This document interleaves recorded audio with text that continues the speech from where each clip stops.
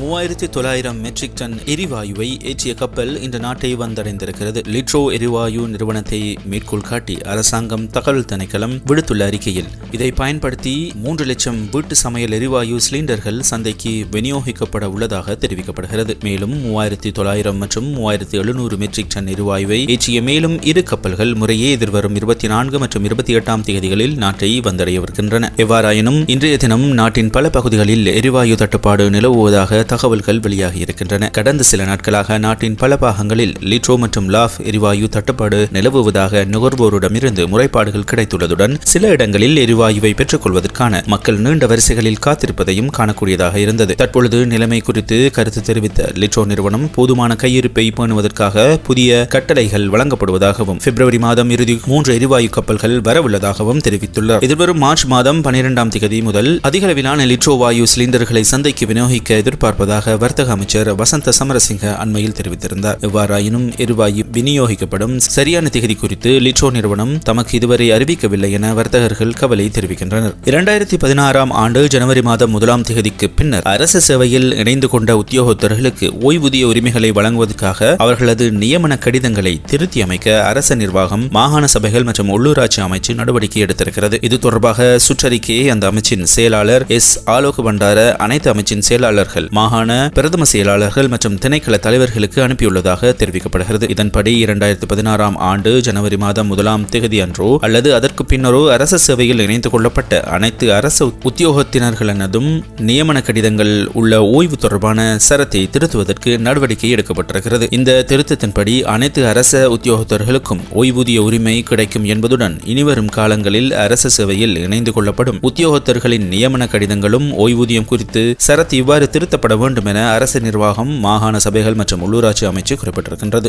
சில மாவட்டங்களுக்கு விடுக்கப்பட்டிருந்த மண் சரிவு அபாய சிவப்பு எச்சரிக்கை தற்பொழுது நீடிக்கப்பட்டுள்ளதாக தேசிய கட்டிட ஆராய்ச்சி நிறுவனம் தெரிவித்திருக்கிறது. கடந்த 24 மணித்தியாலங்களில் மண் சரிவு எச்சரிக்கை விடுக்கப்பட்ட பகுதிகளில் மழை வீழ்ச்சி குறைந்திருப்பதாகவும் எதிர்கால வானிலை முன்னறிப்புகளை கருத்தில் கொண்டு இந்த தீர்மானம் எடுக்கப்பட்டுள்ளதாகவும் அந்த நிறுவனத்தின் சுமிந்த ரத்நாயக்க தெரிவித்திருக்கிறார். சிவப்பு எச்சரிக்கைகள் நீடிக்கப்பட்ட போதிலும் சில மாவட்டங்களுக்கு 2ஆம் நிலை மற்றும் 1ஆம் நிலை எச்சரிக்கைகள் தொடர்ந்தும் அமலில் உள்ளன. 2ஆம் நிலை எச்சரிக்கை விடுக்கப்பட்டுள்ள பகுதிகள் பின்வருமாறு. அதன்படி கண்டி மாவட்டத்தின் உடுதும்பர, கங்கா, இஹல, கோரலை, பரதும்பர, தொழுவ, யட்டினுவர மற்றும் மெதுதும்பர, கேகாலை மாவட்டத்தின் கேகாலை, அரநாயக்க, தெஹியோவிட்ட, யட்டியாந்தோட்டை மற்றும் மாவனல்ல, மாத்தலை மாவட்டத்தின் அம்மன் கங்கை, கோரலை, உக்குவலை, ரத்தோட்டை, வில்கமுவ மற்றும் லக்கல, பல்லேகம, நுவரெலியா மாவட்டத்தின் வலப்பனை, அம்பகமுவ மற்றும் நில்தண்டாகின, ரத்னபுரி மாவட்டத்தின் கலவானை, அயகம, கிரியல்ல மற்றும் ரத்னபுரி, மொனரகலை மாவட்டத்தின் பதல்கும்பர, பதுளை மாவட்டத்தின் ஹல்துமுல்லை, காலி மாவட்டத்தின் நியாகம, அதேபோல் பதுளை, காலி, ஹம்பாந்தோட்டை, கண்டி, கிகாலை, குருநாகல்,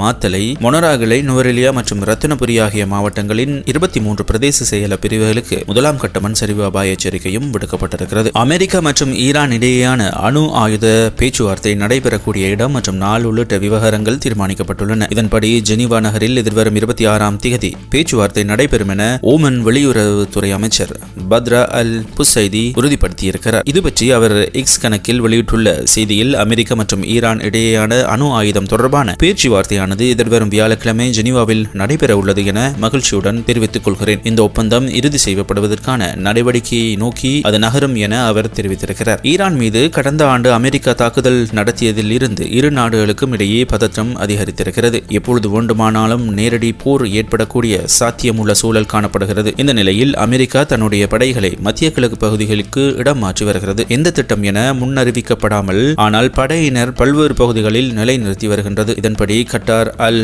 உதீஃப் படை தளத்தில் இருந்து 100க்கும் மேற்பட்ட வீரர்களை இடம் மாற்றி கொண்டு சென்றிருக்கின்றது. இதனை அமெரிக்காவின் பென்டகன் அதிகாரிகள் தெரிவித்துள்ளனர். இதேபோன்று அமெரிக்காவின் ராணுவ தளங்கள் அமைந்துள்ள Bahrain, Iraq, Syria, Kuwait, Saudi Arabia, Jordan மற்றும் ஐக்கிய அரபு ராச்சியம் நாடுகளிலும் கூட ராணுவ அதிகாரிகள் மற்றும் ஆயுதங்களின் இடமாற்றம் நிகழ்ந்திருக்கிறது. அவர்கள் எல்லோரும் வேறு இடத்திற்கு கொண்டு செல்லப்பட இருக்கின்றனர். ஒருவேளை போர் ஏற்பட்டால் இந்த 30,000 முதல் 40,000 அமெரிக்க வீரர்கள் ஈரானின் தாக்குதலுக்கு இலக்காக கூடும் என கூறப்படுகிறது. ஏனெனில் 2025ஆம் ஆண்டு ஜூனில் கட்டாரில் அமைந்த அமெரிக்க ராணுவ தளம் மீது ஈரான் தாக்குதல் நடத்தியது. ஆனால் பெரிய பாதிப்பு ஏற்படுத்தும் அளவு அந்த தாக்குதலை ஈரான் நடத்தவில்லை. ஈரான் மீது நடத்தப்பட்ட அமெரிக்காவின் தாக்குதலுக்கு எச்சரிக்கை விடுக்கும் வகையிலேயே இந்த பதிலடி அமைந்திருந்தது. ஆனால் அதன் பின்னர் ஐநாவில் ஈரான் சார்பில் விடுக்கப்பட்ட எச்சரிக்கையில் அடுத்த முறை அமெரிக்கா தாக்குதல் நடத்தினால் பின்னர் அனைத்து அமெரிக்க தளங்கள் அமைப்புகள் கட்டடங்கள் மீதும் கடுமையான பதிலடி தாக்குதல் கொடுக்கப்படும் என தெரிவிக்கப்பட்டிருந்தது. இதனை முன்னிட்டு தனது வான் பாதுகாப்பு அமைப்புகளை பாதுகாப்பு மற்றும் முன்னெச்சரிக்கைக்காக மத்திய கிழக்கு பகுதிகளுக்கு அமெரிக்கா மாற்றியுள்ளது என கூறப்படுகிறது. அதனுடன் தாக்குதலில் இருந்து தப்பும் வகையில் ஈரானில் இருந்து சற்று தொலைவில் அமெரிக்காவின் 2 விமான தாங்கி கப்பல்கள் நிறுத்தி வைக்கப்பட்டிருக்கின்றன. எனினும் தூதரக அளவிலான பேச்சுவார்த்தையில் முடிவு வராவிட்டால் ட்ரம்ப் அரசு ராணுவ தாக்குதலை தொடங்க தயாராகி வருகிறது என்றும் கூறப்பட்டது.